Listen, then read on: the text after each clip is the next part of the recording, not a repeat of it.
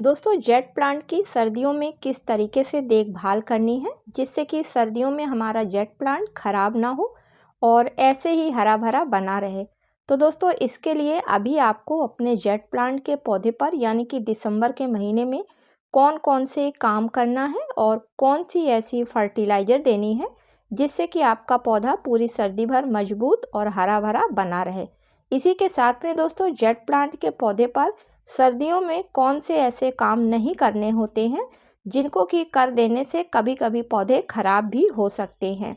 इन्हीं सब बातों को आज के वीडियो में आप लोगों के साथ में शेयर करूंगी।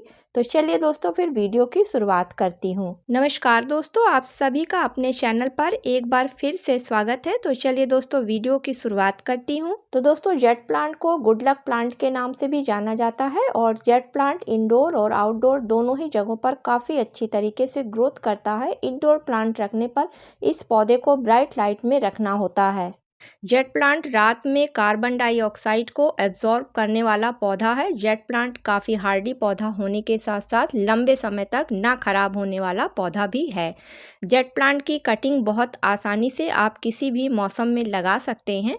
इसके अलावा इसको आप एक सिंगल लीफ के द्वारा भी ग्रो बरसात के सीजन में कर सकते हैं। जेट प्लांट को 3 से 4 घंटे की धूप चाहिए होती है और 6 से 8 इंच के गमले में ये बहुत आसानी से ग्रो होकर ग्रोथ करता रहता है।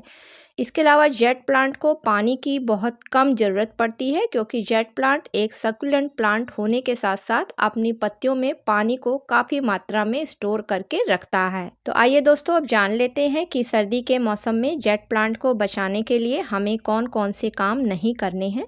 तो जो पहला काम है तो जेट प्लांट को छांव में इस समय बिल्कुल भी नहीं रखना है।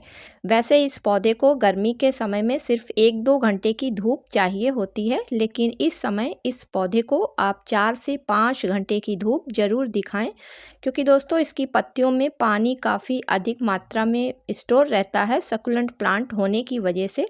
और इनकी पत्तियों की जो ऊपरी लेयर होती है वो काफ़ी पतली होती है, जिसकी वजह से अगर ये पौधे छांव में रहते हैं तो पत्तियां पीली होकर नीचे गिरने लगती हैं और पत्तियों में फंगस लग जाती है।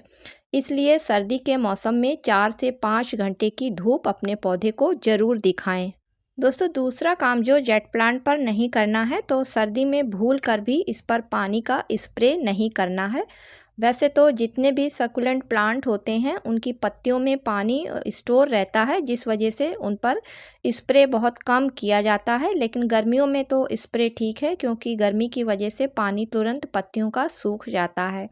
लेकिन अगर इस समय आप सर्दियों में इसके ऊपर स्प्रे कर देते हैं पानी का तो टेम्परेचर चूँकि बहुत कम रहता है और कई कई दिनों तक धूप नहीं निकलती है, जिसकी वजह से इसकी पत्तियों का पानी सूख नहीं पाएगा और रात को जब कोहरा गिरेगा तो नमी की वजह से पत्तियां गलेंगी और गलने से पौधे में फंगस लग जाएगी। दोस्तों नेक्स्ट है कि सर्दी के मौसम में जेट प्लांट को पानी बहुत कम देना है। वैसे भी जेट प्लांट एक सक्यूलेंट प्लांट है और जितने भी सक्यूलेंट प्लांट होते हैं उनको पानी की बहुत कम इसलिए ज़रूरत पड़ती है क्योंकि उनकी पत्तियों में और उनके तने में पानी काफ़ी स्टोर रहता है और उसी पानी का वो अपने ऊपर इस्तेमाल करते हैं। इसलिए सर्दी में आप जेट प्लांट को पानी तभी दें जब ऊपर से मिट्टी काफ़ी सूखी हुई हो, तभी आप जेट प्लांट को पानी 8 से 10 दिन के अंतर पर एक बार दें। क्योंकि दोस्तों जेट प्लांट काफ़ी हार्डी पौधा होता है और ये पौधा जल्दी ख़राब नहीं होता है, लेकिन ये पौधा जब भी ख़राब होता है तो फंगस या फिर ओवर वाटरिंग से ही ख़राब होता है। नेक्स्ट है कि सर्दी के मौसम में जेट प्लांट रेस्ट पीरियड में यानी कि सेमी डोरमेंसी पीरियड में चला जाता है दिसंबर से फरवरी के बीच में, और इस पीरियड में इस पौधे के ऊपर बहुत स्लो ग्रोथ होती है।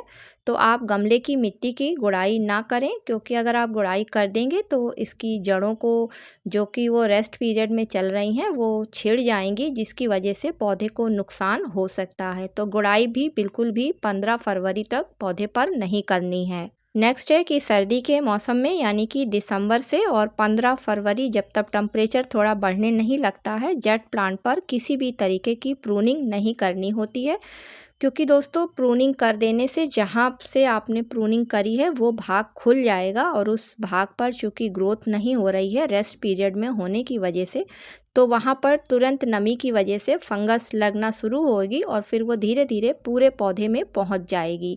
वैसे तो जेट प्लांट पर जितनी ज़्यादा प्रूनिंग करी जाती है ये पौधा उतना ज़्यादा घना होता जाता है, लेकिन जनवरी और फरवरी के महीने में इस पर बिल्कुल भी भूलकर प्रूनिंग नहीं करनी है। नेक्स्ट है कि वैसे तो काफ़ी हार्डी पौधा होता है, लेकिन जब रात को इस समय काफ़ी कोहरा गिरता है तो उसकी वजह से ये इसकी पत्तियां जो हैं वो गलने लगती हैं और गलने की वजह से पौधा धीरे धीरे ख़राब हो जाता है। तो इस वजह से आप अपने पौधों को अगर उठा सकते हैं तो शाम के समय कहीं शेडी एरिया में रख लें या फिर बड़े पौधों के बीच में रख दें, जिससे इनकी पत्तियों पर किसी भी तरीके का ओस का असर ना हो। दोस्तों लास्ट में अगर इस पौधे के लिए हम फर्टिलाइज़र की बात करें तो दिसंबर से 15 फरवरी के बीच में जेट प्लांट को किसी भी तरीके की फर्टिलाइज़र की कोई भी ज़रूरत नहीं पड़ती है, क्योंकि इसकी जड़ें रेस्ट पीरियड में होती हैं और जड़ें जो हैं वो दी गई फर्टिलाइज़र को नहीं लेती हैं। हाँ, मिट्टी में किसी तरीके की फंगस ना लगे और जड़ें गलने ना पाएँ, तो इसके लिए वुड एश यानी कि राख का आप इस्तेमाल कर सकते हैं। तो हर 15 दिन के अंतर पर आप गमले में हल्की सी किनारे की तरफ गुड़ाई करके 2 से 3 चम्मच राख का इस्तेमाल करें। तो ऐसा करने से मिट्टी में गर्माहट रहेगी और इसकी जड़ें जो हैं वो नमी की वजह से गलने नहीं पाएंगी। तो दोस्तों ये थी कुछ ऐसी ज़रूरी बातें जिनको कि ध्यान में रखकर अगर सर्दी के मौसम में जेट प्लांट की देखभाल करी जाती है तो जेट प्लांट का पौधा कभी भी ख़राब नहीं होता है। और जैसे ही 15 फरवरी के बाद में टेम्परेचर बढ़ने लगता है वैसे ही जेट प्लांट के पौधे पर एक नई ग्रोथ भी स्टार्ट होने लगती है। तो उम्मीद करती हूँ दोस्तों आज का वीडियो आप लोगों को पसंद आया होगा। अगर पसंद आया हो तो इसे लाइक और शेयर करें। मिलती हूँ किसी अगले वीडियो में किसी नई जानकारी के साथ में। तब तक के लिए दोस्तों हैप्पी गार्डनिंग।